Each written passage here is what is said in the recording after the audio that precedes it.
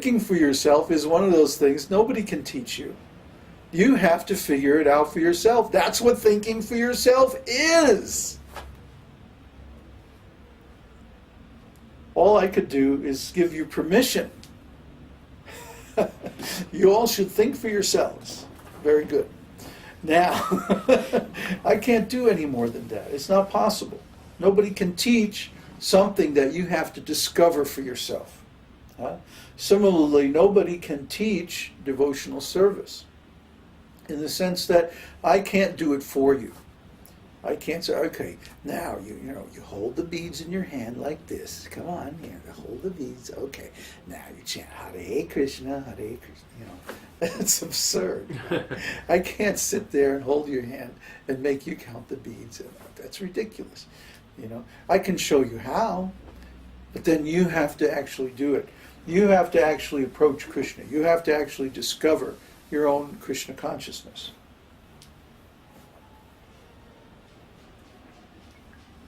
So, well, you can really tell the difference between the water here and the water. Man, out in the country is just so good. Wow. Okay, so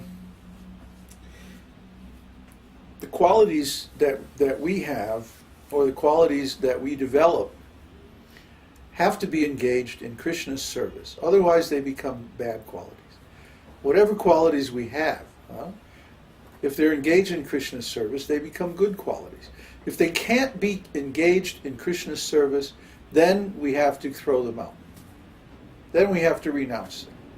But if they can be engaged in Krishna's service any way at all, somehow or other, we have to engage them. Because we can't get rid of qualities that are created by the Lord. Try to follow this now closely, okay? We are, first of all, a spirit soul, an eternal, conscious, living entity, created by Krishna for a specific purpose. Krishna creates each and every one of us to do a particular service for him in one of his forms in the spiritual world. This is called our sthāyi bhava, or our swarup, our eternal form, our eternal identity. Okay? So he gives us certain qualities that are drawn from his qualities.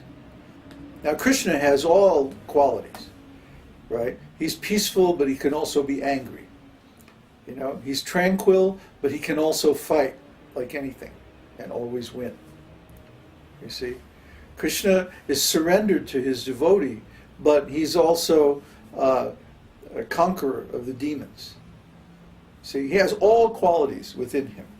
So any quality that exists in this material world is originally present in Krishna.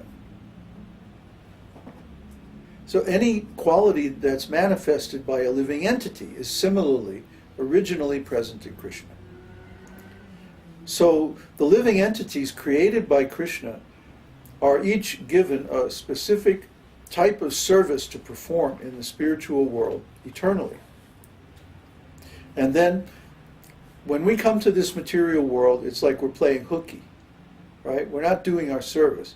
But we still cannot get rid of those qualities that Krishna gave to us in our spiritual form. They may be covered over, they may be diverted into some materialistic avenue. They may become perverted by reflection in the material energy. For example, everyone has the urge to love. Every living entity, even animals, they display this quality of wanting to love. But because we're in material consciousness and we're identified with the material body, the urge to love becomes reflected pervertedly in this material body. It becomes impure, and it becomes directed at an inappropriate object, which is other living entities instead of Krishna. Once I heard a very nice explanation. That you have a magnet. A magnet has two poles, north and south, right? So if you have two magnets, and you try to bring the same pole together, like the North Pole and the North Pole, they repel. Or the South Pole and the South Pole. Try to bring them together, it repels. But if you reverse one magnet and you bring the North and the South Pole together, again, it attracts, right? So Kṛṣṇa is like the North Pole, and the living entities are like the South Pole. See? So the living entities, when they try to approach each other for loving affairs, the closer they get, the more repulsive force there is. Because actually we have so many bad qualities, especially in material existence.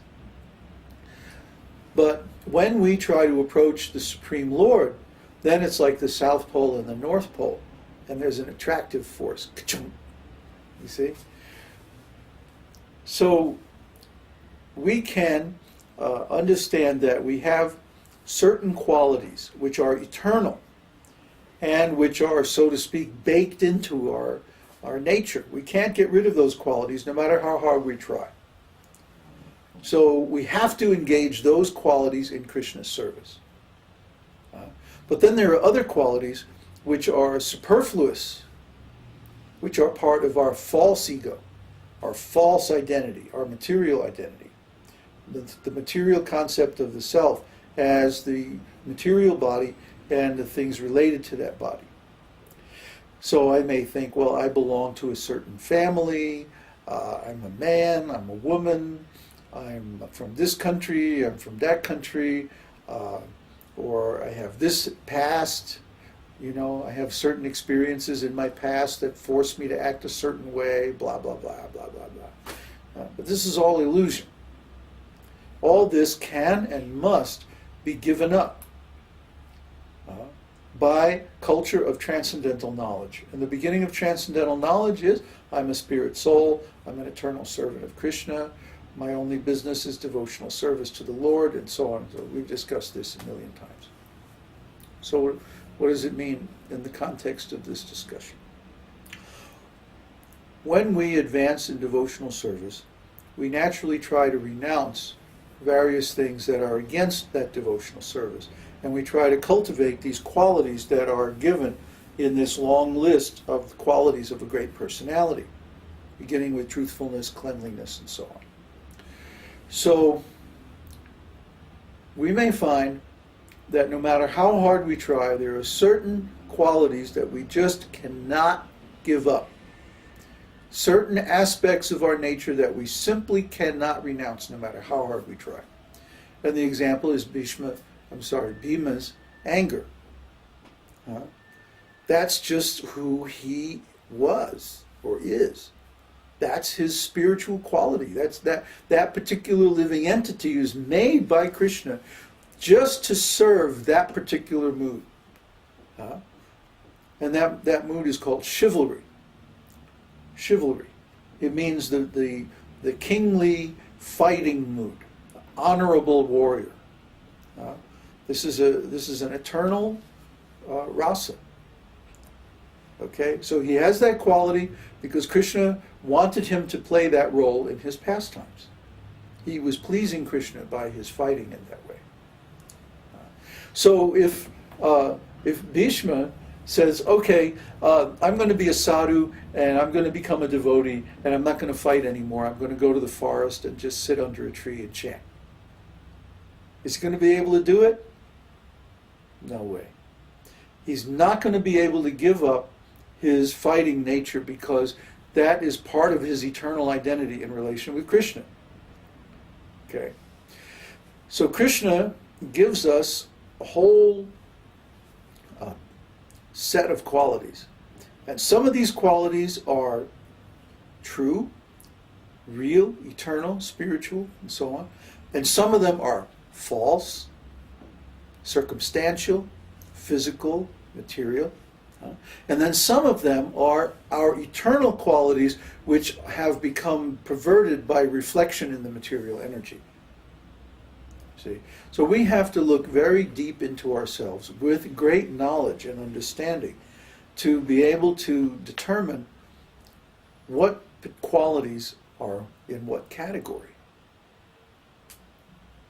Okay? So again, this is something I can't do for you.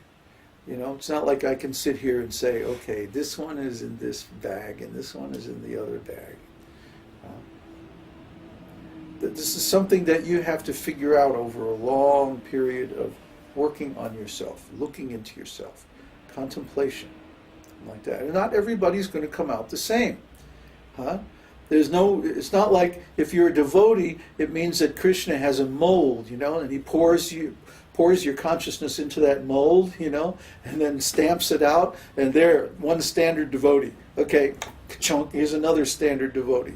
Ka-chunk, you know, assembly line. That's not how Kṛṣṇa works. Each of Kṛṣṇa's creations is unique. So the way that one devotee looks or appears or manifests